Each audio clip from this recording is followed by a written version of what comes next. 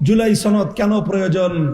এক নম্বর, বাংলাদেশের ৭১ সাল থেকে ২৪ সাল পর্যন্ত দীর্ঘ ৫৪ বছরের এই দীর্ঘ ইতিহাসে কখনোই ১৯০৫ সাল থেকে ৪৭ সাল পর্যন্ত আমাদের পূর্বপুরুষদের এই জমিন রেজিস্ট্রি করে মালিকানা সূত্রে দখল করবার ইতিহাসকে মাইনাস করা হয়েছিল।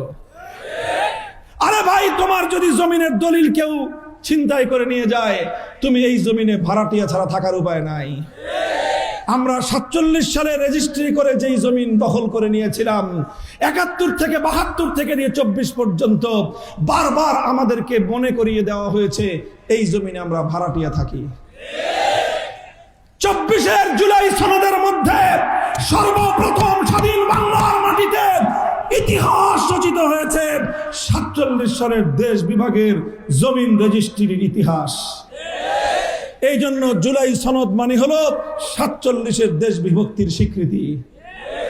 কথা পরিষ্কার? আমি তোমাদেরকে আগে ৪৭ তাৎপর্য বুঝিয়েছি। কাজেই জুলাই সনদ মানে হলো ১৯০৫ সালের বঙ্গভঙ্গের ইতিহাস। জুলাই সনদ মানে ১৯৪৭ সালের মুসলমানদের জন্য আলাদা দেশ বিভক্ত করবার ইতিহাস। আর শুধু ৪৭ সাল নয়, জুলাই সনদের মধ্যে ২০১৩ সালের শাপলা চত্বরের নবী প্রেমিকদের আত্মদান, আত্মত্যাগ, কোরবানি, শাহাদাতের নজরানার ইতিহাস রচিত হয়েছে। কাজেই জুলাই সনদ মানে হলো শাপলার ইতিহাস। জুলাই সনদ মানে আল্লামা আহমদ শফীর ইতিহাস।